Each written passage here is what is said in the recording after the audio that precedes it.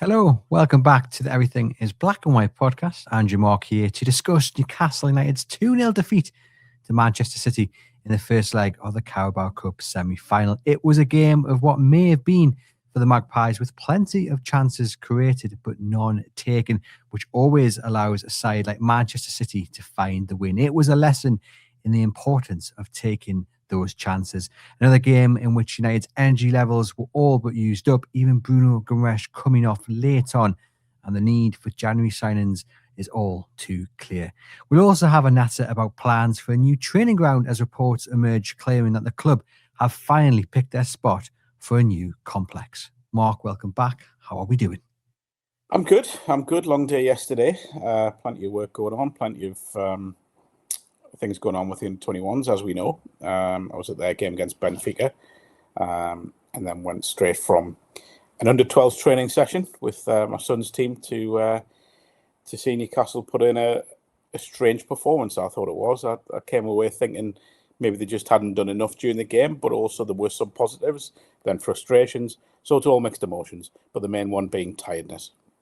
Indeed. And look there, he summed it up perfectly before we get in depth into it. Let's start with the starting 11, then Mark. Some surprise choices, I would argue. No Harvey Barnes, no Sandro Tonali. Were you shocked that their man in form, i.e. Harvey Barnes, wasn't in from the start? So the Tonali one, no, because I think when you look at what he's had over the last sort of 48, 72 hours, it's been, in a personal sense, it's been draining. We know that. We spoke about that on Monday. So that one, not so much. But yeah, the Barnes one. Now, I think this will go down as rotation, fitness management, all that sort of stuff.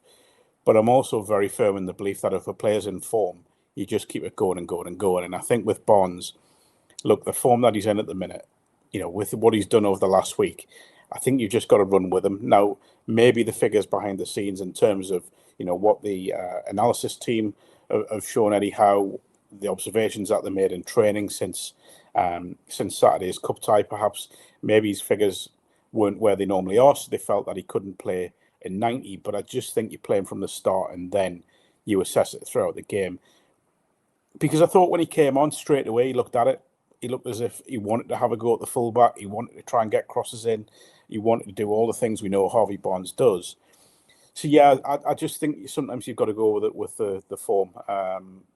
And that was a little bit of a shock for me. Because like you say, if he can make the impact in the first half, where Newcastle United had some decent chances. I mean, for instance, if that chance falls, the one that Wissa put over the bar falls to Harvey Barnes, he probably puts it in the back of the net. Now, it's easy to say so, isn't it?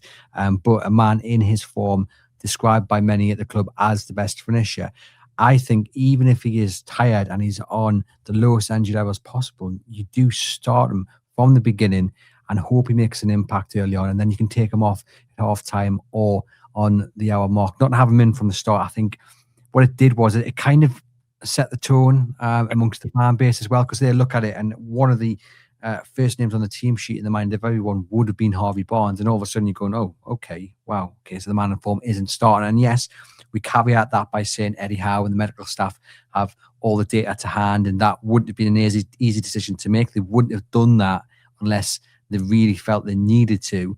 But at the same time, if he's fit enough to then come off the bench and try and change the game, then he's probably fit enough to start it. Yeah, and what I would say as well is I thought Jacob Murphy going forward was quite dangerous, by the way. I thought there was a couple of balls that he put in, as we know what he tends to do, those early balls in behind, which were good. He was part of some of the best moments of play Newcastle had in the first half. But I just can't help but feel that Barnes would have made an impact, given his confidence, given his form. You're right to point out, I mean, I know we're going to discuss the Wissa chance, but I think, I don't think it's beyond the realms of imagination to say that if Barnes is in that same chance, if he's on the end of it, he's scoring that, at very least making the goalkeeper work. Yeah, indeed. Before we get into what happened on the pitch, a lot of talk about the atmosphere. A lot of people have said it was quite flat. Do you think it was as flat as some have suggested? And if so, what are the reasons behind it? So I look back, 12 months, and I think of the home tie against Arsenal, the home game in the semi-final, and that atmosphere that night was, even though there were nerves around, I think you could sense the excitement, the enthusiasm, the passion, all those sort of words. You could sense all of that. And I think it came across and filtered through to the team, which I still say played a big part in the on-field performance. Whereas last night, maybe there was an initial sort of enthusiasm, but I just felt as if it was kind of the life was sucked out of it because of the way the game went. Now, I think, again, going back to the Wissa chance, I think if he scores that, everything goes up a level on and off the pitch. I think that's kind of how big a miss that was. But yeah, I didn't feel as if the atmosphere was quite where it should have been and could have been for a first leg of a semi-final. What I will say, I just feel, and I've said this before, I feel as if this season has been draining for Newcastle fans. I feel as if from the end of last season, when there was all that hype and everyone was up a height because of the fact that, you know, the club had just won the first trophy, it just qualified for the Champions League. We're going to make a couple of additions to an already good squad to kind of hopefully kick on to that next level. And then you had the whole Isak saga and all that sort of, where's that going to go? What's happening? And then into the season when Newcastle haven't really hit the stride, I just feel as if the fans have been through it and it's been draining for everyone. So I feel, especially this month, when there are a lot of games, I feel as if there's just a bit of a draining effect that has happened here. But yes, it could have been better last night. But I think there's been games throughout the season when it could be better as well. I guess the fact that it's the first leg at home as opposed to the second leg, like you mentioned, the one against Arsenal, it is an advantage to be playing at home in the second leg, and it would have been a totally different atmosphere, even if Newcastle had gone down to the Northwest and lost 2-0 in that game. I think, you know, you still would be backing yourself to go close to City in the second leg if you were at home. But just on the atmosphere and I guess belief, now our listeners and viewers know that I was so confident about Newcastle getting to the final last time out when they drew Arsenal. Not many people were, but I'd booked my train tickets. I was like, this is happening. Admittedly, this time I hadn't done because I wasn't overly confident.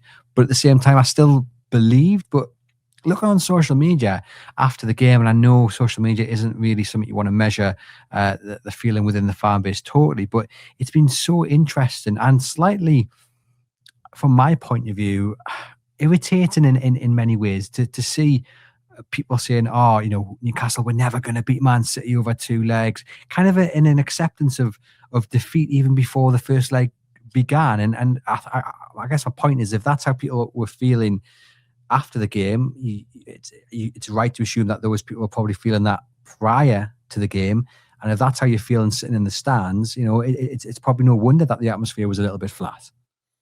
I just, going into the first leg, I thought being at home would at least give them a chance to, at very least, go down to the Etihad level.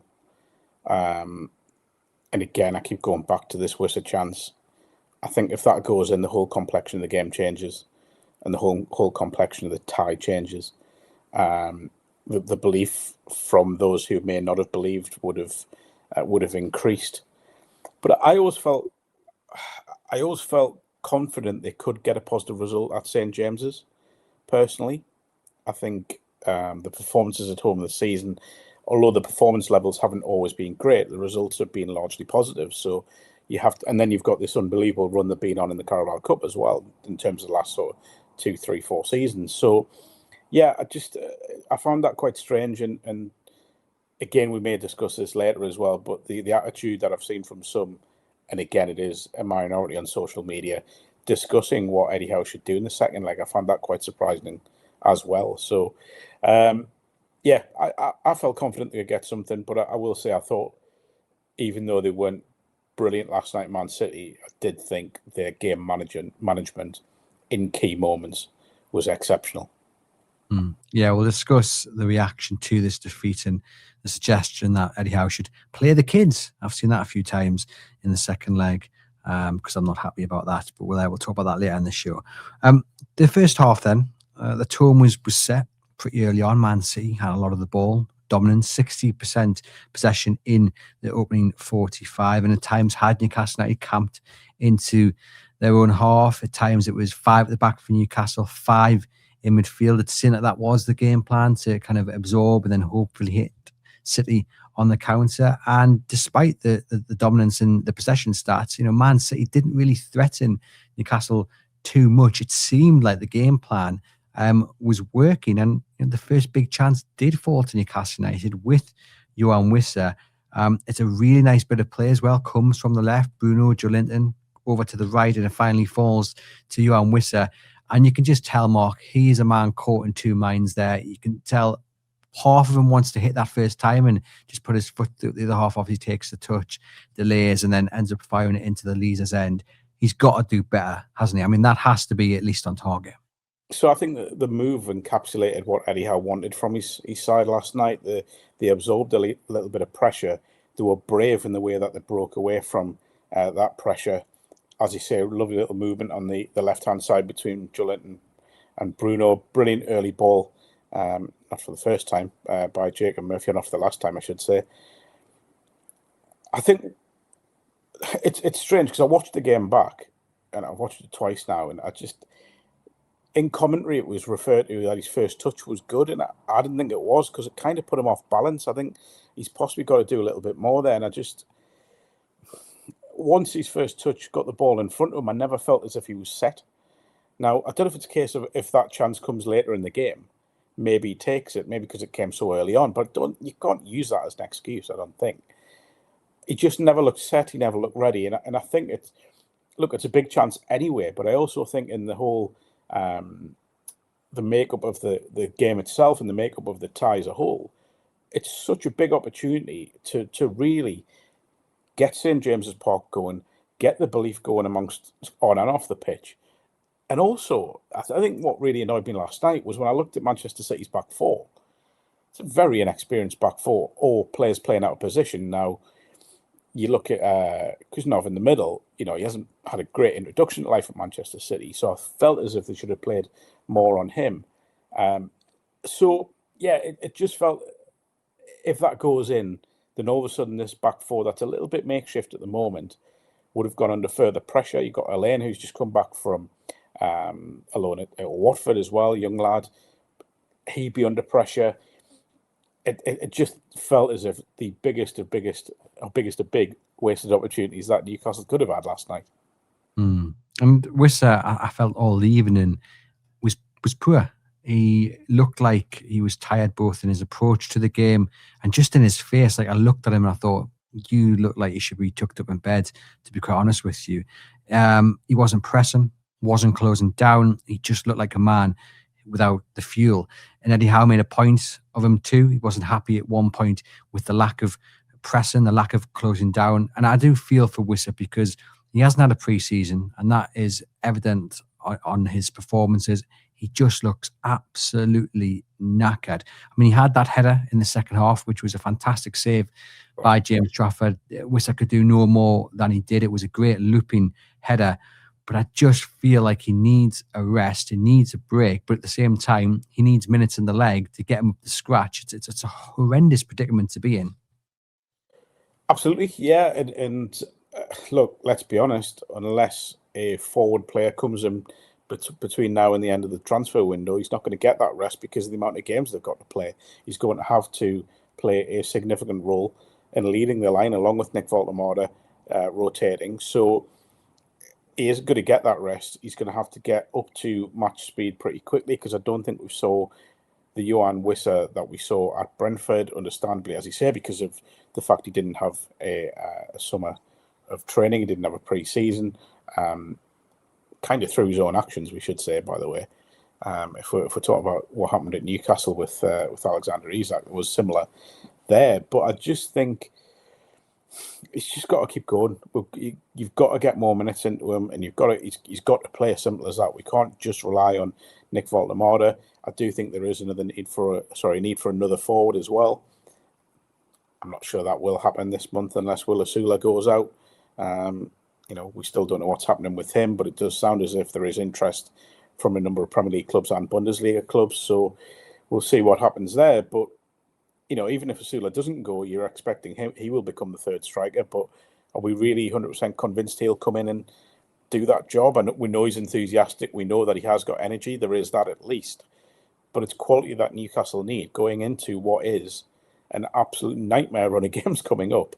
We spoke about all these home games this month. Looking into February, it's a very daunting fixture list in the opening 3 weeks of February. It is, but that's the world of football, and we'll just get on with it. Newcastle go into the interval level, and I think we were all relatively happy with that. It's level, and that's the main thing. And a few chances in the first half where you're thinking we should have done better. I think we're quite happy with what we've seen, and you come out in the second half with a bounce in your step. And to be fair to them, Mark, the first big chances of the second half fell to Newcastle. We've mentioned that Wissa header, which was saved by Trafford. Then Bruno whacks one off the post. It felt like Newcastle had a proper grip of this game. How often have I said this season that there's a modern day obsession with possession, and we see it in games? Oh, they had 60% possession but got beat 1-0, 2-0, whatever. It's not about having possession. It's what it is about is what you do when you're in possession. So Newcastle, for let's say the first 55 minutes of the game, whatever it was, yes, they allowed Manchester City to have a lot of possession, but they largely made it predictable by keeping City in front of them, by blocking off any chances to get in behind, barring a couple of occasions, which I thought was actually showed a lot of defensive discipline and organisation from Newcastle, not just as a back four, but as a team. They frustrated City to an extent, who I thought did remain patient themselves pretty well. And I found the first half quite fascinating. It was kind of a tactical battle. And yes, people may say it was almost like a training session on how to keep an attack in front of you, but I thought they did that pretty well. Sometimes you can't simplify it so much and say Man City took their chances, Newcastle didn't take theirs. But I felt as if last night you could. That was the story of the game.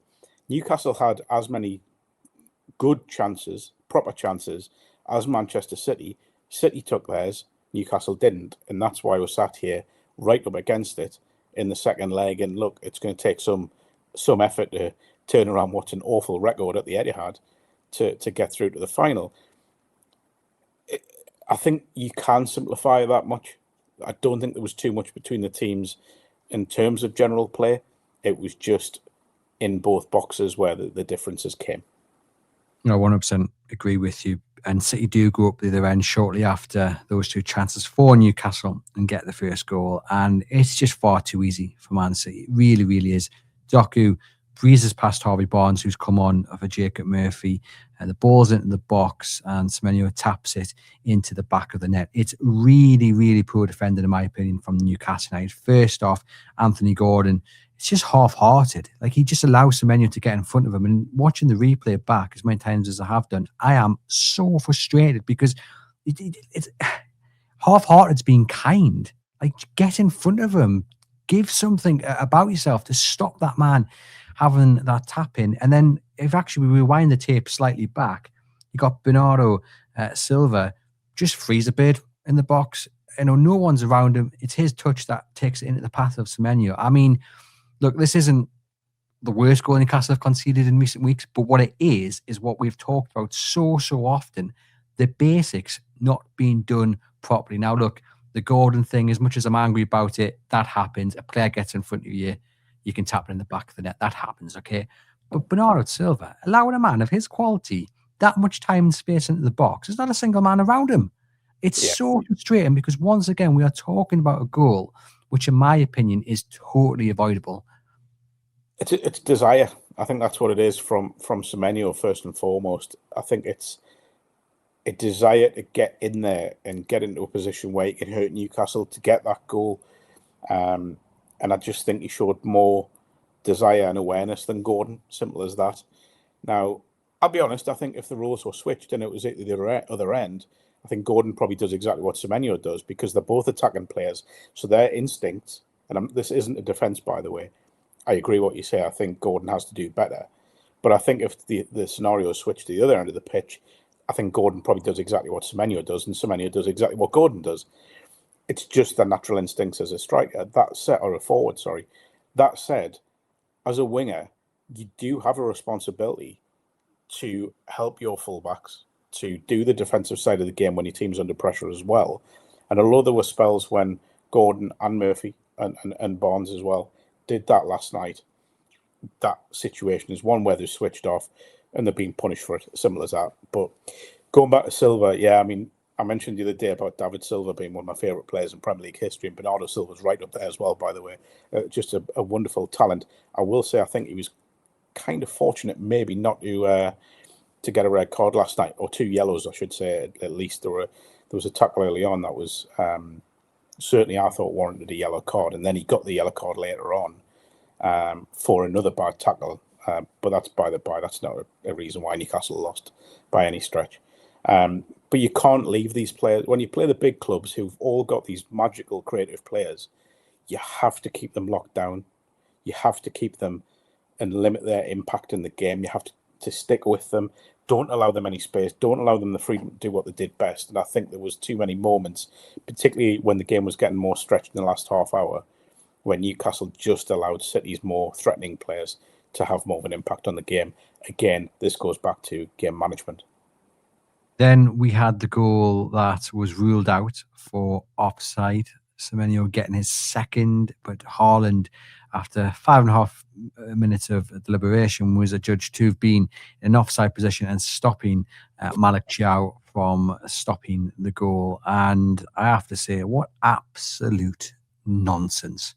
Don't get me wrong, from a Newcastle United point of view, I took it because what it did was it really energized the crowd. And for the first time, really, it felt like the crowd were at their very best. Suddenly there was a roar and the players for 5 or 10 minutes were pushed on by that.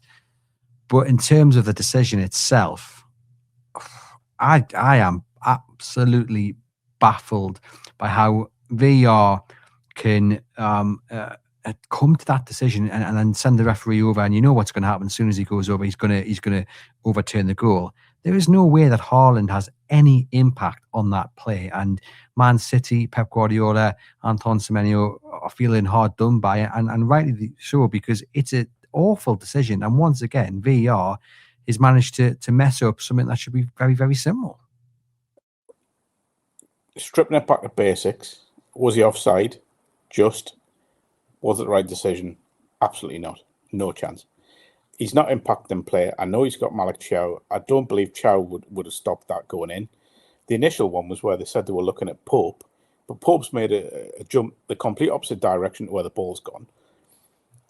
What I found more perplexing was the fact that VAR took so long to look at it and rule. And I know there's been this thing came out this morning, I think, just before we started recording, where they're saying the automated offside wasn't available.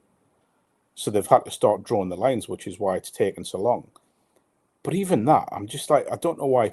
I could look at that and go, well, no, he's not interfering. Not really. What I find even more bemusing is that the referee has gone over at the monitor, or even been advised to go at the monitor, has gone over and still looked at it, when I think 99.9% of people watching that game, no matter who they support, or what their line of work is or whatever, will go, well, no, it's a goal.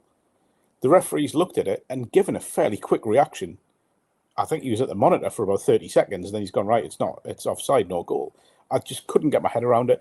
I'm not going to say I feel sorry for Manchester City because, we are looking at it from a Newcastle point of view, but you can certainly understand why there was so much frustration.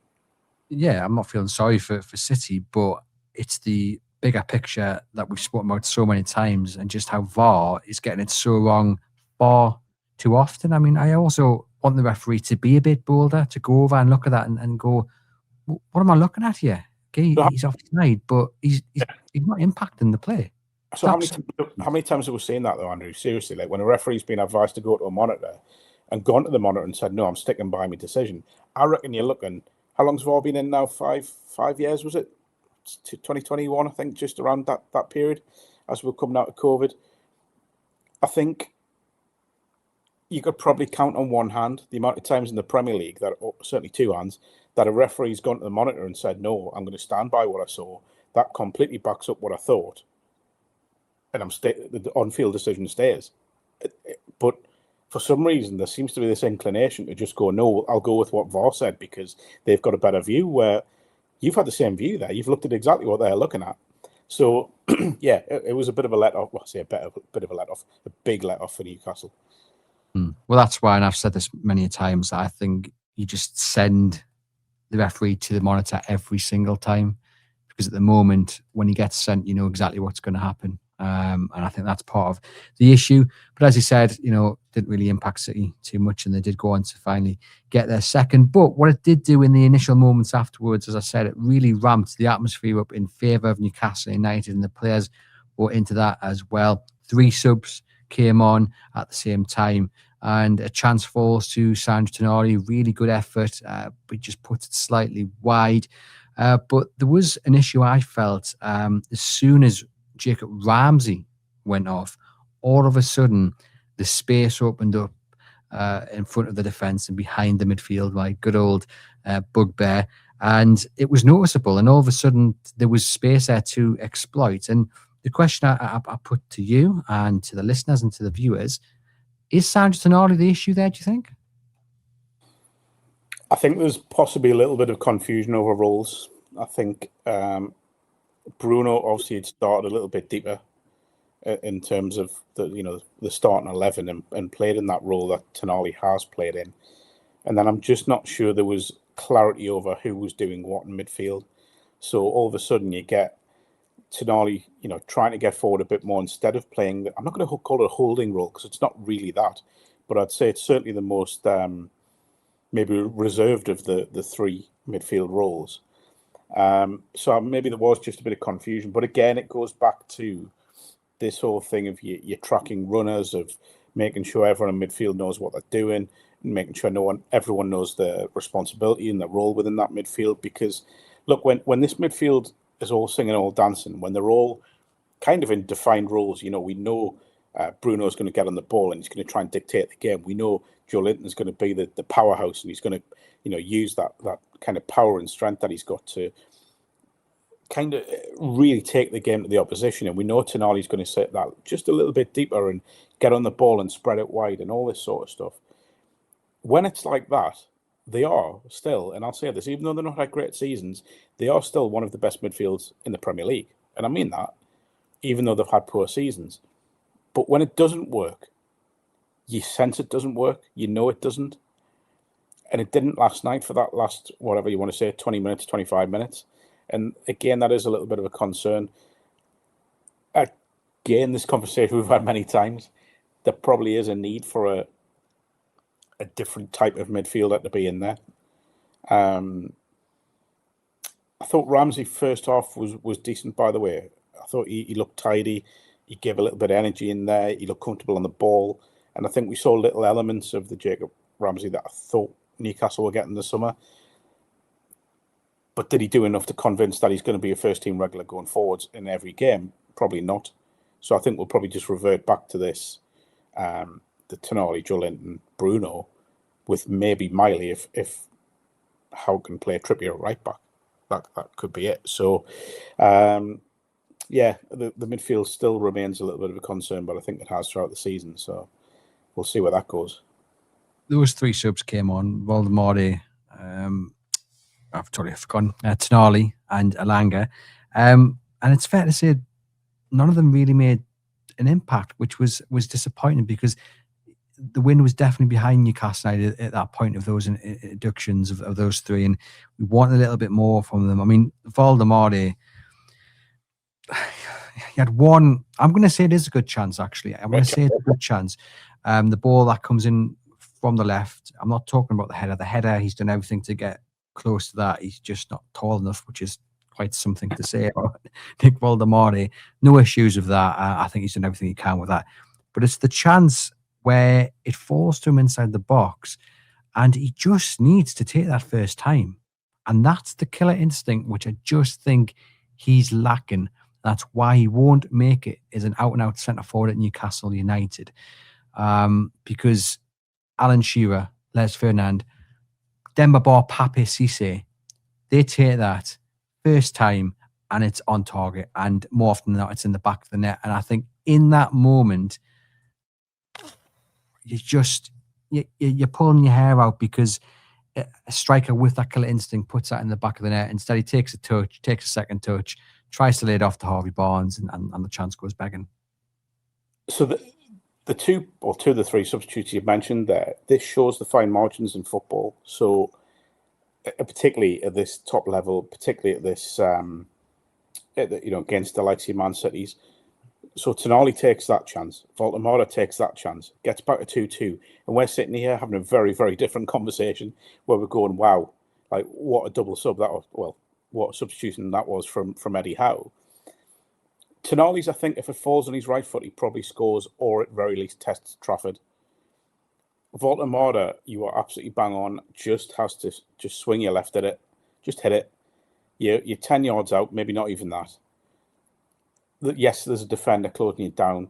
You've just got to have a go. I think in the end, he maybe gets caught between having a shot and laying it off to, was it Barnes, I think, was coming in.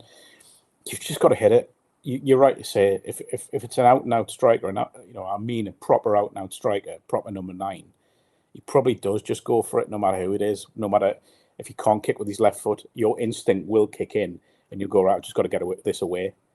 Because I think being as close as he is, any decent contact, he probably scores. And I think that only heightened my frustration at the time and even now, as hopefully you can tell. Because the Tonali one's not as straightforward a chance. There's a lot of players between him and the goal, but he's got a good connection on it. And I do think, as I say, if that's on his right, he probably does get it on target and test Trafford and maybe even scores. So, yeah, it's just as fine margins. It's that clinical nature in certain players. It's that ability to take those chances in big moments and pressure moments. And Manchester City did it, whereas Newcastle didn't. And it probably sums up where both sides are at right now. Yeah, Newcastle just lacking that clinical edge. And then City go and get their second, Ryan Shirky with the goal. And have you thought I was frustrated at the first goal they conceded? Then, ladies and gents, get comfortable, because I am even more angry at this one. Nick Pope puts the ball in the touch for a throw-in. And there, in that instant, is exactly why Newcastle United need to go out and spend big this summer on a new goalkeeper. Then, Newcastle United allow 2 of the 3 men involved in that goal enough space that my head just hurts looking at the replay. Al Nuri is allowed to go unchecked. Shirky, who actually is involved in the first passage of play, is unmarked and then allowed to run at the box unchecked to put it home. I am sick to the back teeth of talking about men not being followed into the box. I'm sick of it because it's just schoolboy. And I don't actually think this is Eddie Howe issue. It's not on Eddie Howe. It's on the players, because there's no way Eddie Howe's sitting there during the week going, don't worry about it, lads. Give them the space, give them the time. Don't worry about it. Not at all. The players have to step up, and I know they're tired, and I know they put everything into it, and the game's coming to an end and all of that. But come on, they've got to be better. They've got to be more disciplined. They've got to be closer, because in that moment of that ball hitting the back of the net, everything changes. We go down to the Etihad, 1-0 behind, and people are still feeling a little bit positive that anything could happen. 2 goals, as we've seen, changes the dynamic totally. And all of a sudden, 80% of Newcastle United fans are saying, we're out of this, play the kids. Unbelievably annoying, unbelievably frustrating that once again we are sitting here talking about such a big goal that, in my opinion, is totally avoidable yet again. Yeah, and I think that's the growing frustration, the consistent, persistent, whatever you want to call it, frustration throughout the season has been the goals Newcastle are conceding. I feel as if this season Newcastle are having to really work for the goals, whereas opposition aren't. They are scoring very simplistic goals against us. Now, I looked at that one. I mean, you are right. It's all come from an abysmal kick where I don't think Pope was really under massive pressure. He just needs to get the ball downfield and sliced it out of play, sort of midway inside Newcastle's half.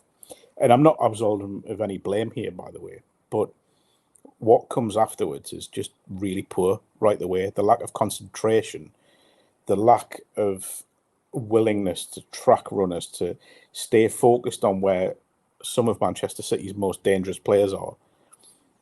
It's so frustrating, so frustrating. It feels like the basics of defending just weren't done in that key moment. And I will keep saying this, and I apologise again for repeating myself. It's game management in key moments that's letting Newcastle down against the best teams they come up against. And this is why this run that's coming up, this run that they're in the middle of that will now extend until this time next month, it has to improve. It has to improve. This decision-making process, the concentration levels and the game management have to improve in key moments. Yeah, I think the big frustration is that a lot of the results and performances that we've seen that haven't been inspiring, and when Newcastle have lost games, a lot of it comes down to themselves not doing the right things and doing simple things effectively. And I think they are so close to being a good side, but what's holding them back? It's nothing too complicated. It's not major personnel. It's not even a change of formation. It's just simply the basics not being done right, like being switched on, like following your men, like making the right decision, either kicking it in up the field or trying to play out from the back. It's little things that, if they do right, then I think we will see the best of Newcastle United. But as it is, Mark, it leads them into a difficult challenge in a few weeks' time down at the Etihad. Yes, Man City, one of the best teams in the land, and I think they are probably the best, actually, but not unbeatable, still vulnerable. Yes, Newcastle go down to the Etihad, where they've only ever won once, and that was in the League Cup. And yes, they tend to concede a lot of goals down at the Etihad, but let's have a bit of positivity. It's 90 minutes of football. Anything can happen. And we see Newcastle at their best when the odds are stacked against them. And yes, the odds are very much stacked against them, but let's not write them off at all. An early goal can change things. Eddie Howe said that. And I tell you what, if Eddie Howe follows the belief and the words and thoughts of so many Newcastle United fans that I've read on social media, then his team talk pre-game is going to be one of the worst team talks in the history of football. Come on, lads, we're 2-0 behind. You've got no hope. Let's go out there and make it respectable. No. We need to believe. This is a cup competition. This is football. This is the beauty of the sport. Anything can happen. And I tell you what, the task in a few weeks' time is hard. No doubt about it. And what I'm saying is more in hope than expectation. But it'll be extremely more difficult if we go in with this defeatist attitude that has overcome some in the last 24 hours. Hope and positivity hurts no one. Let's give ourselves the best chance. Let's do that. Let's have that little bit of belief, because I am certain that the players would rather ride into the Etihad on the back of a bit of hope and positivity than the doom and gloom that's currently going around the fan base. And I get it. I get it. And like I say, it's more hope than expectation. But come on, we can do this, right? But doesn't this sum up where Newcastle are at the moment, where we can sit and say that they are, sixth in the Premier League, within touching distance of the Champions League places in the FA Cup fourth round, yes, into the semi-final of the Carabao Cup, with admittedly a tough second leg coming up now, within touching distance of the Champions League knockouts for the first time in the club's history. If we take a step back and you said maybe at the start of the season, this is where Newcastle will be mid-January, you would go, that sounds like a great season. Yet there's this underlying, in fact, I don't even think it's underlying. There is this frustration of where could they have been if they'd found consistency throughout the season. And I think this is where some of the negativity is coming from, because we know that it's in there. We know that the squad is good enough to really challenge on, well, actually, I'll take that back a bit. I was going to say a challenge on all fronts. I don't think it is on all fronts, because there's still vulnerability in there. There are still injuries that are hampering them. But yeah, I mean, there's no point going down there with a defeatist attitude or going down there with this attitude of almost a League Two side going to a Premier League team in the FA Cup. You've got to go down there and attack the game. And that has to start from the first whistle, by the way. There could be no, let's just contain them for that. You can't waste a minute in this game. They can't go down there and say, we'll contain them for 15, 20 minutes and then have a go. You have to go at City, because, look, the one thing that may happen, is Guardiola I don't think he will. This is wishful thinking. I think he may think the tie's done, so he may try and play some of their squad players. Now, what I will say is the squad players are very, very, very good players, even if it's the youngsters. But if they're put under pressure, it'll be a real test for them. But if Newcastle go there, and I will say this is what I expect to happen, they are playing more of a containment for the first 20, 25 minutes. Can we get to half an hour and then see where we're at? I think they'll get punished because City, even if they do rotate, even if your Savinhos and players like that come in, they've got the quality to hurt Newcastle. So Newcastle just have to go down there with an attitude of let's go and have a go and see what happens. Because if they get a 1-0, Newcastle, if they can get the first goal, which is a big ask at the Etihad, being Newcastle, but if they can get that first goal, all of a sudden, there may just be a little bit of tension, a little bit of nerves on and off the pitch. And Newcastle have to be the word that they haven't been all season, which is ruthless. Yep. And it would be an interesting rest of the game if indeed they did get an early goal and hopefully go on to get 3. And again, I get it's hard, it's difficult, but I'm certainly not going to go into the next few weeks writing that tie off because there's always a chance, there's always a hope. And the best we can do is take that hope, take that positivity into that game because I'm certain that's what the players would want as well. Going to finish off, Mark, talking about Newcastle United's new training ground, as reported first in the Daily Mail by Craig Hope. They appear to have picked a site to build a new complex. It's over by the airport, near the airport, and to the players as well, where they live, most of them in Dowers Hall in Ponteland. £200 million is the said cost of this training complex. Hopes that plans can start later this year and to open in 2028. It will boast indoor and outdoor pitches, leisure spaces, accommodation, as well as a mini stadium. The entire complex being likened to Real Madrid's Sports City. Happy with that? So I think, yeah, it's obviously still quite early stages, but it does feel like a significant step forward, doesn't it? What I would say is I think maybe it'll be a first step towards quelling some of the concern over PIF's commitment to Newcastle United, because I think there had been elements of that growing in recent seasons, maybe over the last sort of 12 months or so. But it's been a long time coming. Look, we've known since players were, taking ice baths in wheelie bins and being in paddling pools almost as part of recovery processes that, and look, I know that was, I'm being slightly tongue-in-cheek there, it was under the former owner, but we know that the current training facility isn't what it should be, certainly at the top end of the Premier League, certainly for a club with ambitions of, in the words of certain people at high positions, being number one. If they want to do that, they have to have a better training facility. Things like this do matter to top-end players. They want to go and use world-class facilities, and Newcastle don't have them. So we may have taken some time to get to this point. We may still have some time to go before it comes to fruition, and the green light is given completely. But it needs to be done. Needs to be done quickly. Longer term, again, that it kind of has to be followed by the issue with St James's in the expansion of it. But yeah, obviously it's a good move. It's a positive move. It does show PIF's commitment to the club, to developing the infrastructure. I will say I think the appointment of David Hopkinson's been quite key in this. And he seems to have fast-tracked a final decision, which is, if I am right with that, is a major plus point for him in his early months at the club.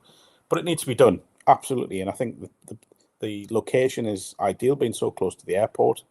Obviously players flying in and such like, and the location of where many players live and staff live. So it feels like the right decision. The plans that, I'm dare say will be put in place over the next couple of months will be interesting to see. But as you said, all what the facilities will contain feels like what every top club should have.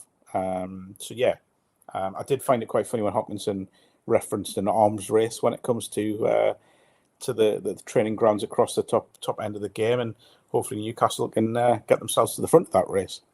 Yeah, fingers crossed. So it looks like the training ground will be built in Wolsington near to the airport. And just to put that £200 million reported price tag into context, Bournemouth recently opened a new £32 million state-of-the-art facility. Leicester, a few years back, spent £100 million on their new training ground. That is a very nice training ground. And Spurs back in 2019 spent £120 million. So even with inflation and all that, you can add maybe an extra 20, 30 million at those price tags. This is still a huge amount of money. I mean, this is real intent, isn't it, Mark? Oh, absolutely. But it's kind of what, there's been a lot of talk since PIF and the other kind of partners at the top end of the club took charge in 2021. There's been a lot of talk about Newcastle's ambitions, and they want to be regular challengers at the top end for the Premier League titles and your cup competitions, being the Champions League year in, year out. And there was also that initial talk of things like this, big flash training grounds and, a new stadium or an ambitious extension of St. James's. Now, the Champions League has happened, 2 out of 4 seasons in the Champions League. Who can forget the events of Wembley last March, will go to, or have gone down in history. But there's also a need to back up words with actions like this. We spoke about this training ground for years. Here it is. We've done it. That'll just calm a little bit of fear, questions that are being asked of PIF to an extent. It's ambitious. It's bold to spend that much money. And why not build something that can not just benefit Newcastle for the next 2 years, but for the next 20, 30, 40 years, where top players will look at the club and all of a sudden go, they are acting like a Champions League club now. And I think that's the thing. It sends a message. It sends a message to potential signings.